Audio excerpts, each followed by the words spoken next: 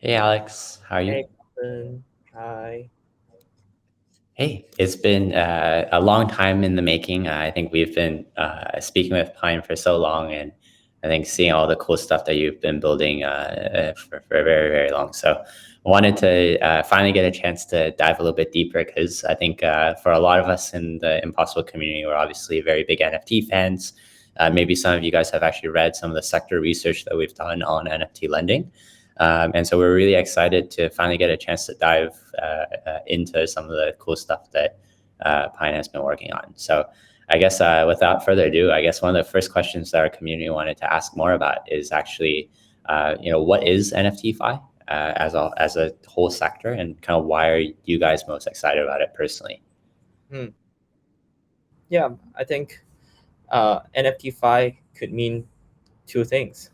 First of all, the financialization of NFTs, uh, in which NFTs here mean like collectibles, PFPs, or even representation of real world assets. So, financialization of NFTs enable efficient trading, leverage tradings, and credit options, derivatives for these NFTs, and which we're building right now. We're competing with all these guys, or building together with them in the space, and we're still very excited about it. And it could also mean financial NFTs. So NFTs through NFTFi can make a lot of financial tools more accessible to the general public, similar to how like ETFs or mutual funds helped more people to feel comfortable with investing, albeit somewhat indirectly in the stock market. NFTs, which represent financial positions in DeFi, are going to be massive. The vast majority of people are still very wary of staking their assets on DeFi protocols, regardless how high the APY is. But if we have the NFTs that can basically do all the work for them, this can reduce the barrier to entry, which is either the platform's learning curve or just general insecurity. Generally speaking, myself and our team at Pine are all massive NFT fans ourselves. That's why we're building Pine. So even though we love thinking of NFTs in a novel, unconventional way, we still have a lot of love for good old PFPs and one-of-ones like CryptoPunks. We saw a need for people to be able to harness the value of these art pieces. You know, there are more than like 2.5 million NFTs just sitting in people wallets. So instead of just collecting dust, Pine was born. Gotcha. Yeah, I love it because I definitely have too many NFTs in my wallet that I'm doing nothing with right now. So, yeah, maybe that's a great segue for the next question, which is if you can share a bit of the rundown on how Pine actually works and what you can actually do on Pine. I think that would be fantastic. Mm-hmm. So the main product of the protocol is to serve as a facilitating platform for NFT asset-backed loans, borrowing, and underwriting. Users will be able to pledge NFTs as collateral to meet their liquidity requirements, while on the other hand, to extract extra yield from their idle cryptocurrency cash. So our solution, the Pine Protocol, will be the smart contract infrastructure that will allow asset-backed financing to be conducted more efficiently and transparently on the blockchains. It's a two-sided loan marketplace, decentralized applications that is essentially a platform and interface for lenders and borrowers to interact with the Pine protocol, which is live on app.pine.loans. So um, on top of the core protocol, we're also building uh, a lot of different features that rely on the protocol, such as Pine Now Pay Later, and some very exciting features uh, that you should have heard of, but still find very novel coming out in V3. Gotcha. When do we expect this V3? Um, of course, we're going to push it out before the TGE date. And we're going to have a progressive test net um, leading up to the V3 mainnet release. Awesome. Yeah. I think I personally am quite excited about that, but I think we also want to hear what you're most excited about in terms of what's upcoming for Pine and what I guess we kind of touched a little bit on this earlier, but you said that obviously you don't want these NFTs sitting idle, but were there any other kind of motivations in terms of serving the DeFi space with this type of infrastructure? Yeah, so the original idea that led me to build out the Pine protocol was very like simple. It's just that I started to involve in the NFT space quite early. My friend, who is now my partner, told me, my partner at Pine told me to buy Bored Ape Yacht Clubs at like 3 ETH floor. So I bought them. They went down to like 2 ETH, and I freaked out because I don't know what I'm going to do with this JPEG. And then it went up to 7 ETH, and I decided uh, I'm going to move on to trade other NFTs, which are Meebits, which are quite hot by that time. So I just fire sold my ape to buy Meebits, but I quickly regretted. So we were thinking at that time, if we have a solution that can enable people to take out instant liquidity to seize the opportunities in the NFT market, or even, well, the liquidity that you take out does not force you to reinvest in the NFT market. You could do it. You could use it on anything else like DeFi, yield farming, or even doing groceries and paying back after like 2 weeks. So we think that NFTs would be more useful if they can be enabled with instant liquidity. So that's why Pine is built. And if I had Pine at that time, I would just take out like 4 ETH from my ape and use it to buy Meebits and see how it goes. Within 2 weeks, if it goes up, I'll sell the Meebits and repay the loan to get back my ape and decide later what to do with the ape, but not like fire selling it in order to get liquidity. Gotcha. Yeah, I think we all have these types of trading stories, but I think this one's a very good one to understand exactly some of the motivation in building Pine. I guess kind of sticking on the topic of Pine, I think obviously we're conducting the token sale on app.impossible.finance. Obviously, many users have already staked, but if you haven't, obviously go check out all of our research reports and all of our information as well. But especially with the token coming up, we would love to hear a little bit more on some of the benefits and token utilities that you plan to provide for the Pine token. So the Pine token is designed to be a utility token and a governance token.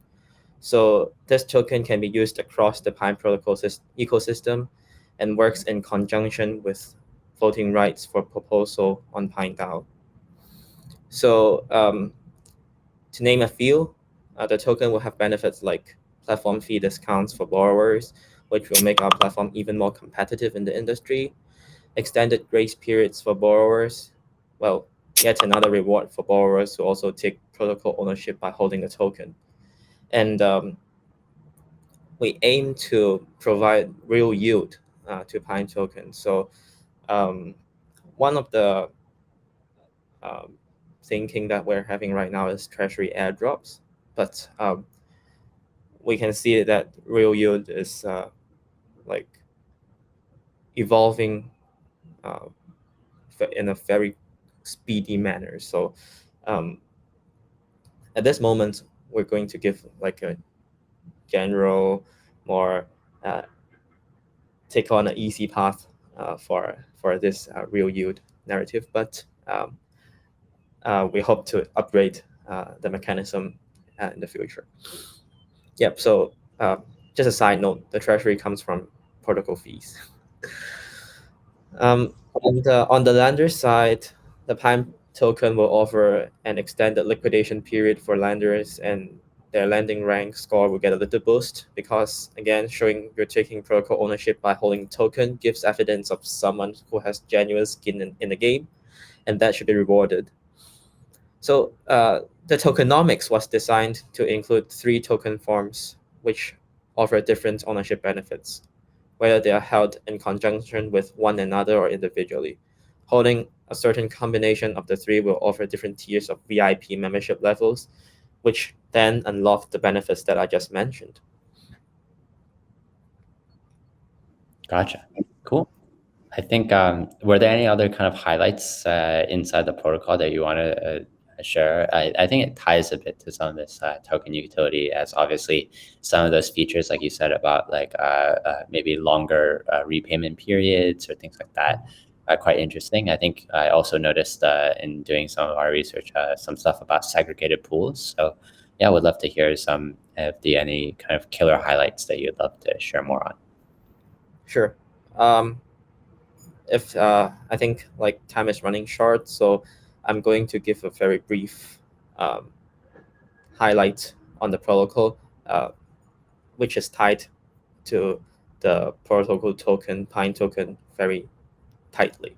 So first of all, the most important point that I'd like to stress is that Pine is a permissionless, non-custodial term loan protocol. So this is different from other protocols in a few ways. First of all, it's permissionless, so lenders can lend to any NFT collections, set their own terms, much like a P2P experience for lenders, which lenders love it because they get segregated risks from other lenders. They can set their own terms. But for the borrower side, if you own one of the NFTs that the lenders are offering to, then you get instant liquidity, which gives the borrower a user experience of um, those instant loan pool-to-peer protocols. Yeah, so, and secondly, I think the second most important point is term loan structure. So term loan structure allows clarity for borrowers, like when do they need to actually repay. Like they don't need to monitor the price every day and night to see if they get liquidated. They have a clear picture, and they can make use of Pine tokens to extend the loan duration. So that gives them a lot of flexibility on top of given that they can just roll over the loan based on the LTV. So, and Pine is very focused on composability. So believe it or not, a lot of our competitors are actually our partners. So this community, this space is so incredible. We know how massive NFT is going to be, and we're saying, why not work together? Why not build each other up? So, like, this is the spirits of NFT community. We support each other. So, yeah, yeah, this is pretty much it. Yeah, I love what you said because I think just in general, crypto as a community needs to support each other, and definitely I do feel like the NFT communities are quite neat. Yeah, I guess you kind of touched a little bit on the Buy Now Pay Later feature as well, and I think there's a few of these types of things that, as you mentioned, with working together with other teams, I think there's definitely some synergies there and integrations that can happen. And I think that's one of the things that we've spoken about quite a bit in speaking with new protocols or things that you guys have been integrating.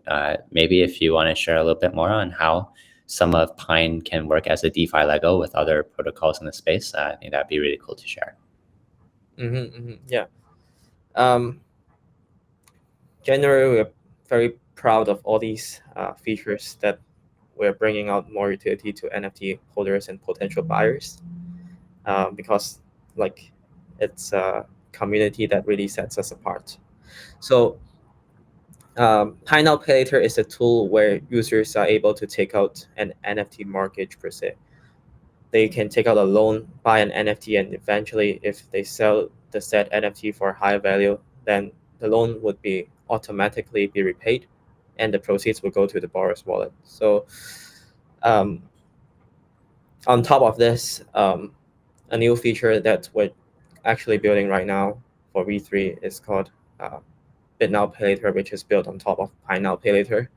So these features enable user to place a bid for a particular NFT without holding the equivalent amount of ETH in their wallets. So these tools, as you just said, they're connected to our integrations, the NFT marketplaces, not only like traditional like NFT marketplaces, but also NFT AMMs. So bringing credit options to a wide range of NFT marketplaces out there for user to trade with. Yeah. So for now, we're connected with OpenSea and LooksRare, but of course, we're branching out to several other marketplaces, and we have an exciting collaboration coming soon. Cool.